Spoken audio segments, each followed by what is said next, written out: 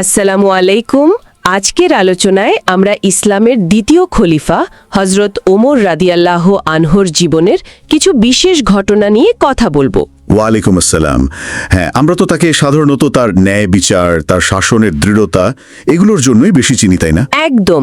কিন্তু আজ আমরা একটু ভিন্ন দিকে আলো ফেলব, মানে তার ব্যক্তিগত জীবন, বিশেষ করে স্ত্রীর সাথে তার সম্পর্ক কেমন ছিল, আর সেখান থেকে আমরা ধৈর্য, বোঝাপড়া, ক্ষমার কি শিক্ষা পাই সেটা নিয়ে কথা বলবো। ঠিক। হজরত ওমর রাদিয়াল্লাহু মানে আমিরুল মোমিনিন, বিশ্বাসীদের নেতা। তার শাসনকালের প্রভাব তো বিশাল, কিন্তু সেই একই মানুষ পারিবারিক গণ্ডিতে কেমন ছিলেন, স্ত্রীর সঙ্গে তার ব্যবহার কেমন ছিল, সেই ঘটনাগুলো মানে সত্যি আমাদের নতুন করে ভাবায়। আচ্ছা, আমাদের হাতে এই আলোচনার জন্য দুরকম উৎস আছে, তাই তো? হ্যাঁ, ঠিক। একটা হলো লিখিত বিবরণ, সেখানে হজরত ওমর আর তার স্ত্রীর একটা ঘটনা, তাদের কথোপকথন এসব আছে। আর অন্যটা হলো একটা অডিও বা বয়ান থেকে নেওয়া। সেখানে একই ঘটনা বা তার ব্যাখ্যা আছে, তবে একটু অন্যভাবে, মানে কথ্য ভাষায় বেশ আবেগ দিয়ে অনেক বিস্তারিতভাবে বলা। ও আচ্ছা, তার মানে দুই ধরনের বর্ণনা পাচ্ছি আমরা। একদম। দুটো মিলিয়ে দেখলে আমরা হয়তো একটা আরও পূর্ণাঙ্গ ছবি পাবো। লিখিত উৎসটা হয়তো ঘটনাটা সংক্ষেপে শিক্ষণীয় করে বলছে, আর কথ্য উৎসটা যেহেতু ওটা সম্ভবত কোনো জনপ্রিয় বয়ান ছিল, তাই বিষয়টাকে একেবারে জীবনের কাছাকাছি নিয়ে এসেছে, অনেক খুঁটিনাটি সহ। আমাদের বুঝতেও হয়তো সুবিধা হবে। দারুণ। তাহলে আমাদের আজকের লক্ষ্য কি? আমরা এই উৎসগুলো থেকে কি বোঝার চেষ্টা করব? আমাদের লক্ষ্য হলো এটা দেখা যে হজরত ওমর রাদিয়াল্লাহু তাআলা আনহু এর মতো এত প্রভাবশালী একজন ব্যক্তিত্ব, তিনি পারিবারিক জীবনে কিভাবে ধৈর্য ধরতেন, স্ত্রীর অবদানকে কিভাবে দেখতেন। আর মতের অমিল হলে? হ্যাঁ, মতের অমিল হলে তিনি কেমন বিনয় দেখাতেন, এই বিষয়গুলো খতিয়ে দেখা। আর সবচেয়ে বড় কথা হলো এই ঘটনাগুলো থেকে আজকের দিনের সম্পর্কের জন্য আমরা কোনো প্রাসঙ্গিক শিক্ষা খুঁজে পাই কিনা সেটাই বোঝার চেষ্টা করা। বেশ, তাহলে আসুন প্রথম ঘটনাটা দিয়ে শুরু করি। ধৈর্যের একটা অসাধারণ উদাহরণ, তাই না? অবশ্যই। আর এই ঘটনাটা দুটো উৎসতেই আছে, যদিও বলার ধরনে কিছুটা পার্থক্য আছে। ঘটনাটা শুরু হচ্ছে কিভাবে? ঘটনাটা হলো এক ব্যক্তি বেশ রেগেমেগে আসছেন হজরত ওমর রাদিয়াল্লাহু তাআলা আনহুর বাড়ির দিকে। কেন? কি উদ্দেশ্য তার? উদ্দেশ্য হলো খালিফার কাছে নিজের স্ত্রীর বিরুদ্ধে নালিশ করা। লোকটা খুব বিরক্ত, তার ধারণা স্ত্রী তার কথা শুনে না, খালি তর্ক করে। আচ্ছা, তারপর? তো লোকটি যখন হজরত ওমর রাদিয়াল্লাহু তাআলা আনহুর বাড়ির দরজার কাছে এসেছেন, ভেতর থেকে বেশ জোরে কথা শুনতে পেলেন। কার কথা? একটু খেয়াল করে শুনতেই বুঝলেন এ তো খোদ খালিফার স্ত্রীর গলা। কথ্য উৎসটাতে তো এটাকে রীতিমতো তুফান চলছে বলে বর্ণনা করা হয়েছে। ভেতরের পরিস্থিতি বেশ উত্তপ্ত মনে হচ্ছে। ধৈর্য ধরে শুনছেন। এটা দেখে বাইরের লোকটির কি অবস্থা হলো? সে তো ভীষণ অপ্রস্তুত। সে ভাবছে, আরে আমি যার কাছে নালিশ করতে এলাম তার নিজের ঘরেই তো দেখি একই অবস্থা, তাহলে আমি আর কি বলবো। লজিক তো। এই ভেবে সে একটু লজ্জাও পেলেন, আর চুপচাপ ফিরে যাওয়ার জন্য ঘুরছেন। ঠিক সেই সময়ই হজরত ওমররা দরজা খুলে বেরিয়ে এলেন। হ্যাঁ, কোনো প্রয়োজনে হয়তো বেরিয়েছিলেন, আর লোকটিকে দেখতে পেলেন, ডেকে পাঠালেন তাকে। জিজ্ঞেস করলেন কেন এসেছিলেন, আর কেনই বা কিছু না বলে চলে যাচ্ছেন। ঠিক। লোকটি তখন একটু ইতস্তত করে বললেন, আমিরুল মুমিনিন, আমি তো এসেছিলাম আমার স্ত্রীর ব্যাপারে কিছু বলতে, কিন্তু আপনার ঘরেও যখন একই রকম শুনলাম, তখন আর অভিযোগ করার মুখ রইল না, তাই চলে যাচ্ছিলাম। এখানেই তো হজরত ওমর রাদিয়াল্লাহু তাআলার প্রজ্ঞার পরিচয়, তাই না? তিনি কি বললেন? লিখিত উৎসটা কি বলছে? লিখিত উৎস বলছে, তিনি লোকটির কথা শুনে হাসলেন, তারপর বললেন, ভাই শোনো, আমার স্ত্রী তো আমার ঘরের দেখাশোনা করে, আমার জন্য রান্না করে, আমার কাপড় ধুয়ে দেয়, আমার ছেলেমেয়ের যত্ন নেয়। অথচ ইসলামের নিয়ম অনুযায়ী এগুলোর কোনোটাই কিন্তু তার উপর ফরজ বা বাধ্যতামূলক নয়, সে তো নিজের ইচ্ছাই করছে। আচ্ছা, তাহলে সে যদি এত কিছু করার পর হয়তো কোনো ক্লান্তি থেকে বা বিরক্তি থেকে আমাকে দুটো কড়া কথা বলেই ফেলে, তাহলে আমার কি উচিত তার উপর আবার রাগ করা? বাহ, খুব সুন্দর যুক্তি, সরল কিন্তু গভীর। হ্যাঁ, এই যুক্তিটা খুবই মৌলিক, কিন্তু কথ্য উৎসটাতে হজরত ওমর রাদিয়াল্লাহু তাআলার ব্যাখ্যাটা আরও গভীর, আরও আবেগ দিয়ে বলা। মনে হয় যেন তিনি শুধু লোকটাকে বোঝাচ্ছেন না, নিজের ভেতরের উপলব্ধিটাই বলছেন। সেটা কেমন, একটু খুলে বলুন। তিনি লোকটাকে বলছেন স্ত্রীর অতীত আর বর্তমান নিয়ে ভাবতে। কথ্য ভাষাটা খুব জীবন্ত। বলছেন, আরে এই মহিলা তো অন্য কারো মেয়ে ছিল, তাই না? অন্য গ্রামে বাড়ি ছিল, কেউ একজন প্রস্তাব আনলো, বিয়ে হলো, মাত্র 3 বার কবুল বলল, আর তার বিনিময়ে সে তার বাবাকে ছাড়লো, মাকে ছাড়লো, ভাই বোন, বাড়িঘর, এমনকি ছোটবেলার খেলার সাথী সব ফেলে আমার কাছে চলে এলো। এই ত্যাগের কথাটা, এটা তো আমরা প্রায়ই ভুলে যাই। একদম। তিনি আরও বলছেন সংসার গড়ার ছবিটা। ধরুন বলছেন, আমি হয়তো কাঁধে করে মাটি এনে দিলাম, কিন্তু সেই মাটি পানি দিয়ে গুলে সুন্দর করে লেপে এই ঘরটাকে থাকার মতো কে বানালো? আমার স্ত্রী। কথ্য বর্ণনায় একটা সুন্দর লাইন আছে, লাইপ্পা লাইপ্পা সুন্দর লাগছে। মানে এটা শুধু কাজ নয়, এর মধ্যে মায়া আছে। সত্যি। এরপর তিনি আরও দৈনন্দিন কাজের কথা বলেন। আমরা হয়তো এগুলোকে খুব সাধারণ ভাবি, যেমন ধান শুকানো, চাল বানানো, রান্না করা, হাঁস মুরগি পালা।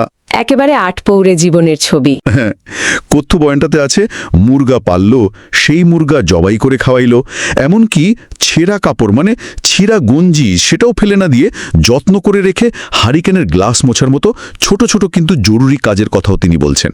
এই অংশটা কিন্তু খুব গুরুত্বপূর্ণ। মানে শুধু কাজের লিস্ট না, প্রত্যেকটা কাজের পেছনের যে যত্ন, যে শ্রম, সংসারের প্রতি টান, সেটাকেই তিনি স্বীকৃতি দিচ্ছেন। একদম ঠিক। এরপর তিনি সবচেয়ে বড় অবদানের কথায় আসেন, সন্তান ধারণার পালনের কথায়। হ্যাঁ, এটা তো বিশাল একটা ব্যাপার। তিনি বলছেন, আমার স্ত্রী কত কষ্ট করে বাচ্চা পেটে ধরেছে, জন্ম দেওয়ার ব্যথা সহ্য করেছে, তারপর 2.5 বছর ধরে বুকের দুধ খাইয়েছে, রাতের পর রাত জাগা। হ্যাঁ, রাতের পর রাত জেগে বাচ্চার দেখাশোনা করেছে। আমি হয়তো ঘুমিয়ে আছি, কিন্তু সে বাচ্চার একটু কান্নায় বা অসুখে সারা রাত জেগে কাটিয়েছে। বাচ্চা বিছানায় পেশাব পায়খানা করে ভিজিয়ে ফেলেছে, সে হয়তো নিজের খাওয়া ফেলে উঠে গিয়ে সেগুলো পরিষ্কার করেছে। উফ! এই সব ত্যাগ, এই সব কষ্টের কথা মনে করিয়ে দিয়ে হযরত ওমররা যেন নিজেকেই নিজে প্রশ্ন করছেন, আর সেই লোকটিকেও একই প্রশ্ন করছেন। কথ্য উৎসের ভাষাটা অনেকটা এরকম, যে বেডিটা মা ছাড়লো, বাপ ছাড়লো, বাড়ি ছাড়লো, জীবনের সব আরাম ছাড়লো, বাচ্চা পেটে ধরলো, দুধ খাওয়াইলো, নোংরা পরিষ্কার করলো, সেই স্ত্রী যদি কখনো একটু চেত্রা দেখায়, মানে মেজাজ দেখায়, আমি কি তার সেইটুকু সহ্য করে নিজের রাগটাকে সামলাতে পারবো না? এই ব্যাখ্যা শোনার পর তো লোকটির সব রাগ পানি হয়ে যাওয়ার কথা। অবশ্যই। লিখিত উৎস বলছে, লোকটি তখন বুঝতে পারলেন যে ধৈর্য ধরাটাই আসল ঈমানের পরিচয়।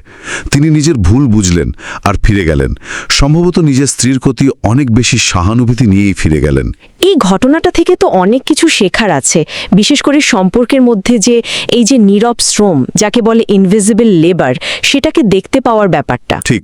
হযরত ওমররা শুধু কাজগুলো দেখেননি, কাজের পেছনের যে ত্যাগ, কষ্ট, ভালোবাসা, সেটাকেও তিনি উপলব্ধি করেছেন। এটা সত্যিই ভাবার মতো।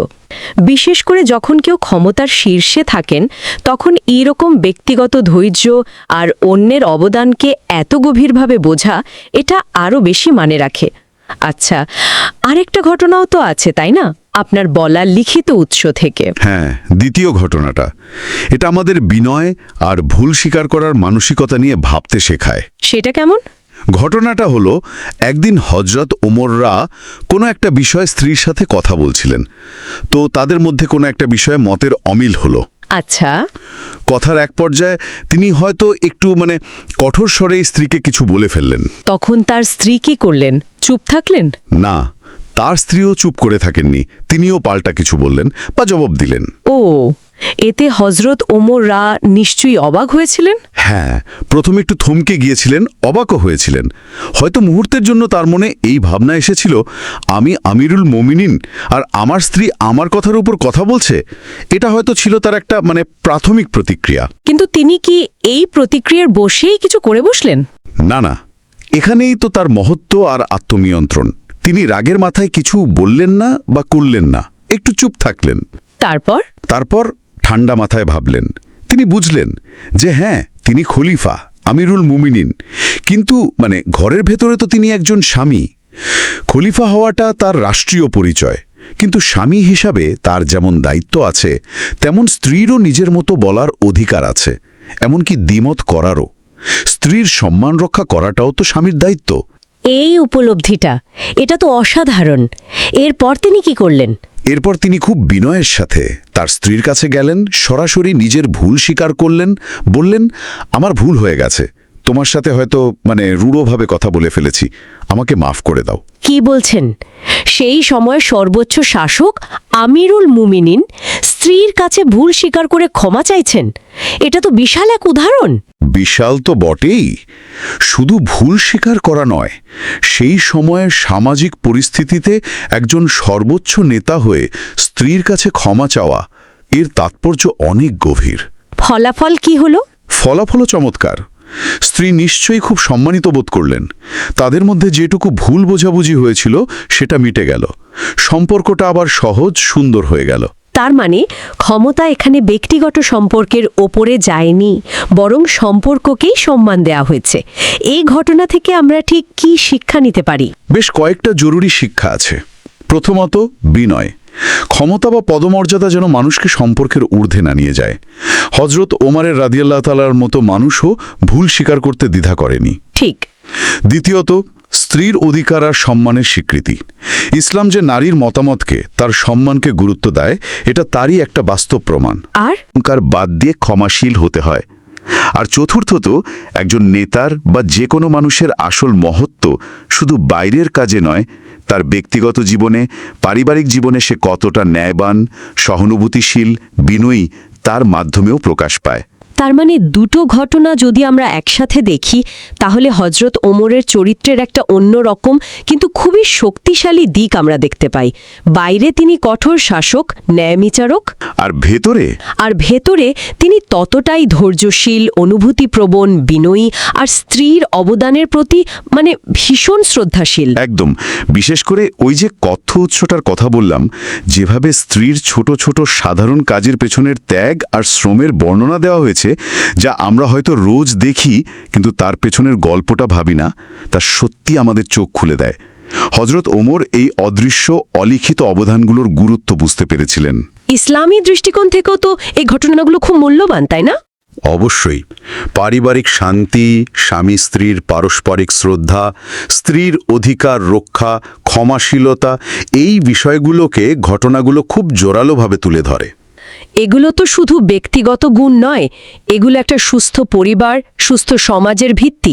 ঠিক তাই। হজরত ওমর রাদিয়াল্লাহু এর জীবন থেকে এটাই শেখার যে নেতৃত্বের সার্থকতা শুধু প্রশাসনিক দক্ষতায় নয়, বরং মানবিক গুণাবলী, বিশেষ করে পরিবার ও সম্পর্কের ক্ষেত্রে ন্যায়পরায়ণতা, সহানুভূতি, বিনয়, এগুলোর মধ্যেও লুকিয়ে থাকে। তাহলে আমাদের আজকের এই আলোচনার মূল কথা বা সারসংক্ষেপ হিসাবে কি দাঁড়ালো?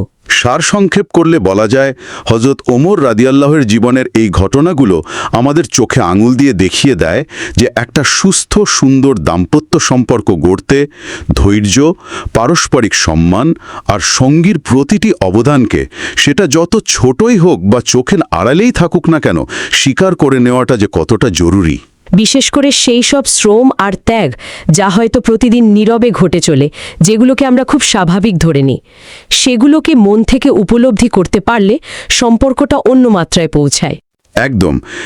আর নিজের ভুল বুঝতে পারা, সেটা স্বীকার করার সাহস রাখা আর সঙ্গীকে ক্ষমা করে দেওয়ার মতো উদার মানসিকতা, এগুলো যে সম্পর্কের বাঁধন কতটা মজবুত করে, সেটাও আমরা দেখলাম। এই গুণগুলো যেগুলো সুস্থ সম্পর্কের জন্যই আসলে অপরিহার্য, তাই না? এগুলোর চর্চা করলে পারস্পরিক বিশ্বাস, ভালোবাসা এগুলো বাড়ে। ঠিক। আচ্ছা, এই আলোচনা শেষ করার আগে আমার মনে একটা প্রশ্ন আসছে। আমরা আমাদের প্রতিদিনের জীবনে শুধু স্বামী স্ত্রী সম্পর্ক নয়, বাবা মা, সন্তান, বন্ধু, সহকর্মী, অন্যান্য সম্পর্কের ক্ষেত্রেও অন্যের যে নীরব অবদানগুলো থাকে, যে ত্যাগগুলো থাকে, যা সবসময় হয়তো চোখে পড়ে না, সেগুলোকে আমরা কতটা গুরুত্ব দিই বা আদৌ উপলব্ধি করি কি? এটা কিন্তু খুবই গুরুত্বপূর্ণ আর জরুরি একটা প্রশ্ন তুললেন আপনি। এই যে অদৃশ্য শ্রম, এই যে নীরব প্রচেষ্টা, এগুলোর স্বীকৃতি কি আমাদের পারস্পরিক বোঝাপড়া আর শ্রদ্ধাবোধকে আরও অনেকখানি বাড়িয়ে দিতে পারে না? তাই তো হজরত ওমর রাহা যেভাবে তার স্ত্রীর আপাত দৃষ্টিতে সাধারণ কাজগুলোর গভীরে গিয়ে তার আসল মূল্যটা, তার পেছনে ত্যাগটা অনুভব করেছিলেন, আমরা কি আমাদের চারপাশের মানুষদের অবদানকে সেভাবে দেখার চেষ্টা করি? এই প্রশ্নটা মনে হয় আমাদের সবারই একটু ভেবে দেখা দরকার। এই ভাবনাটা নিয়েই না হয় আজকের মতো শেষ করি। হ্যাঁ, অবশ্যই। এই প্রশ্নটা সবার জন্য রইল। ধন্যবাদ আপনাকে এত সুন্দর আলোচনার জন্য। আপনাকেও ধন্যবাদ।